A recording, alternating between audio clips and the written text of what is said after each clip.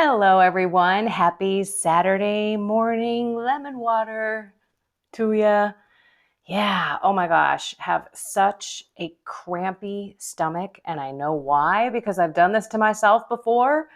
Last night, I just kept slurping up, and this may be gross for some of you, chicken fat on the pan. I made leg quarters last night, had a leg quarter, and then I just love the fat drippings. And that is why I am ketogenic. My body burns fat. I don't do the carbs.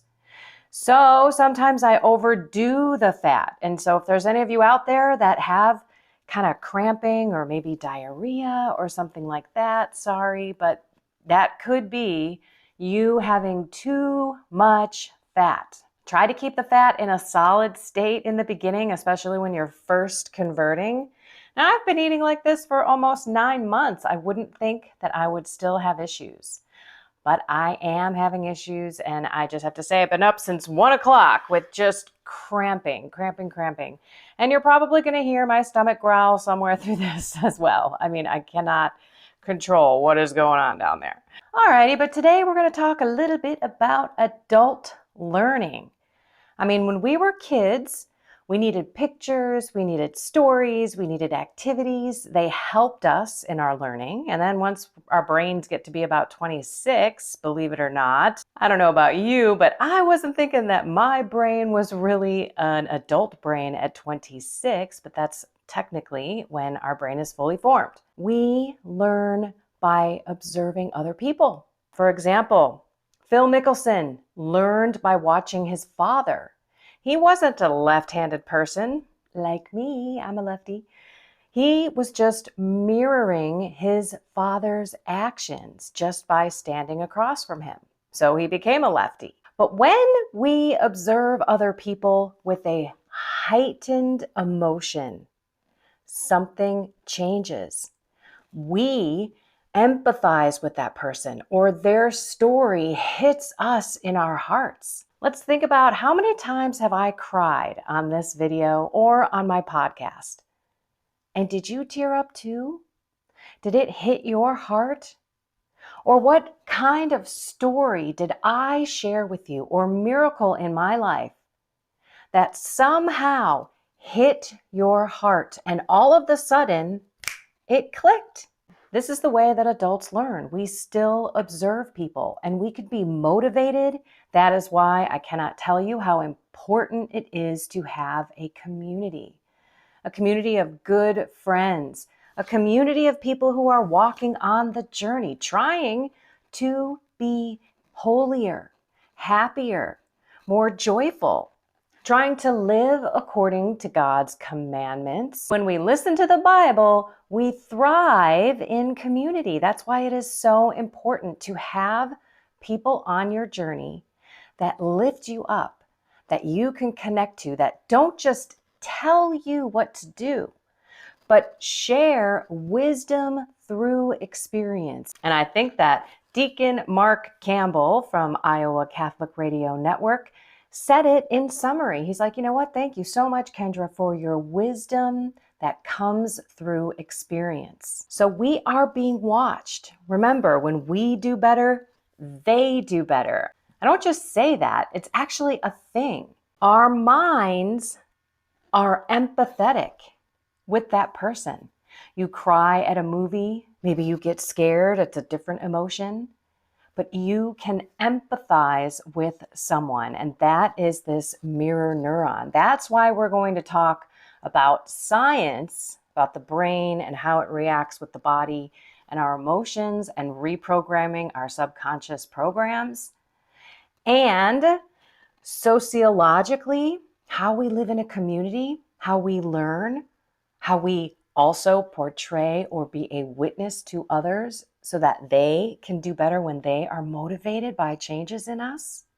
When we have a heightened emotion in a memory, in a past event, let's say it was a bad one, let's start with that. Maybe we were physically, verbally, mentally abused, we were ignored, or we had a horrific experience with some death or illness in our family, and it created a memory for us that is attached to this intense emotion.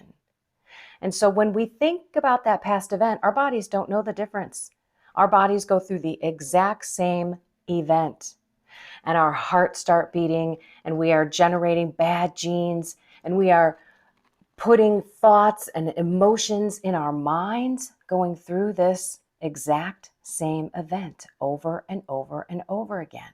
But on the contrary, if we have high, elevated, amazing, beautiful emotions, like when you're having a child, or when you're getting married, or when you had that beautiful moment with God and you knew that He existed and your faith was on high. These are also highly charged emotions, but they're very positive, and they generate the opposite of disease-causing genes. They actually generate healthy genes, and it gets your body raring to go to replace those old genes with new genes, and it's up-regulating your health. So that's sort of the sciencey part of it. I've talked about it before, but there's always new listeners, and you know what? It doesn't hurt to review. So why do we care about these? Well, I don't know about you, but I don't want to be triggered by a memory, by an emotion, by a person. I want to have that peace that surpasses all understanding, like God says. And I also want to capture that thought, that emotion, that feeling before I speak and before I do something that I am going to regret. Whether it's a temptation or a spout out in an anger without love, I want to not live in my past. I want my past to be a blessing in my life. I want to appreciate all of the bad things that happened and look at them through the eyes of Jesus. To change my heart from a heart of stone to a heart of flesh. I want to have love and kindness and patience for those who hurt me, especially those closest to me. I want to let go of that resentment. I want to walk away from that anger, that fear, that temptation. We can do all of this with God's grace, but we have to pay attention, and we have to understand too that mirror neurons impact us. And they're all here in the frontal lobe. And when we witness something that touches us, it can change us. For example, I have been battling my weight and fighting with exercise for the last 51 years of my life. When I turned 52, I got turned on to a doctor, Dr. Boz, and she had a beautiful story about her mother. And she also shared that she was a medical doctor, and all the behind the scenes junk that happened where she couldn't spend any time with her patients without prescribing a drug or referring her to another doctor or running tests. It was a whole money-making scheme, and all she was doing was putting people on prescriptions until her mother had breast cancer. And she was researching the keto diet and put her mom on it and did it with her. And that was a clicker to me. That was emotional to me. And so her telling me the story wasn't her telling me how to eat keto, although I learned quite a bit from her on her videos. I had an emotional reaction. I did a mirror neuron, meaning I want to be like that. I don't want to have brain fog. I don't want to be tired. I don't want to crave food all the time, 24/7. I want to enjoy working out. I want to get stronger. I don't want to hate exercise. All of these things I have had battles with in my life.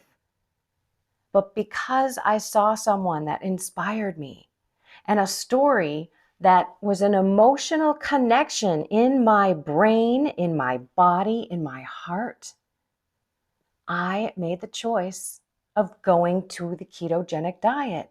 And so much stuff has changed. And yeah, I know you're probably laughing, saying, well, you just got done saying you're buckled over with pain because of all the fat that you ate. But it is a listen to your body type of thing. And I am bio-unique. My socioeconomic upbringing is totally different than yours. My politics and my views are different than yours. So we are all unique. My parents are different than yours. My genes are different than yours. So you may not thrive on a ketogenic diet, but I will tell you, I am. It's working for me. And when I'm paying attention, I should have stopped taking spoonful after spoonful of chicken fat, but it was so good and it was so salty. And I think my body was craving it. And then 1 o'clock in the morning, I was up laying on the ground, this floor right here in front of my fan, just like, oh my gosh, trying to stretch out my belly. It was so cramped, my lower stomach. And I am so grateful to be here to help you on your journey through my experiences, through my emotional stories, through my encounters with God. And the next thing I'm going to be doing is putting together a meditation in the Soul, Mind, and Body group for you to learn how to capture that thought, give it to God, and then move on into the peace and the joy and the love and the temperance and the generosity and the kindness and all of the things that are fruits and spirits of God. Stay tuned. I'm working on that. This stomach thing couldn't be worse timing. I don't know. I've tried to cast it out, everyone. When in doubt, cast it out, and it's still here. I know what I did. I physically hurt my belly. It may take 1 to 3 days to get back to normal, and I can't let that stop me. I'm just going to offer it up as a sacrifice to Jesus on the cross for all of you and your intentions, and also for your prayers. Thank you for praying for me because I am making progress. I just need to put it all together. But what I want to share with you is you can do this even if you're not on the Soul, Mind, and Body group, and even if you're not going to receive my guided meditation on this. You just need to identify when that emotion, when that feeling, when that memory strikes. Grab it as fast as you can and give it to God. In the name of Jesus Christ, I renounce this lie that I'm not good enough, I'm not smart enough, I'm not thin enough, I'm not loving enough, I'm not virtuous enough, I'm not holy enough, I'm not ever going to be that person that I desire to be because God so far in my life has never made me that person. All of those are lies. We can grab those and give them to Jesus, and we can renounce spirits. Deliverance prayers for the laity. Everybody should have this. If you do not, shame on you. Maybe one day I'll walk through that book because I don't know if people really know how to use it. There is a video of Father Ripperger walking through it. If you do a search, maybe I will find that link and put it in the description below. Boy, I hope I remember. So in your prayer time, what you need to do is you need to calm your mind down. You need to really bring the brain waves and your thoughts down to a level where you're very relaxed. You should be in a meditative state, closing your eyes but not laying down. And then you go through those emotions and you give them to Him. And then you ask Him to give you the emotions and the things that you want in your life and who you want to show up to be. That's how it kind of works. But I'm going to move over to the Soul, Mind, and Body group and get them a little precursor of the meditation that I'm going to be doing by Sunday, I pray and hope. And you can join too. Just click join below. There are many other meditations that will be coming. I already have one out there for mental prayer, so you can find that. And of course, all of my keto coaching. I'm going to be doing a couple of exercise videos for just a little bit more mobility in your hips so that you don't feel so stiff and not able to move very well. And of course, more things on spiritual warfare and just walking through the soul, mind, and body when it really comes to every aspect of our lives. So I'll see you over there if you are members. If not, I will see you next time. Find something more with God, soul, mind, and body, and have a blessed and inspired day.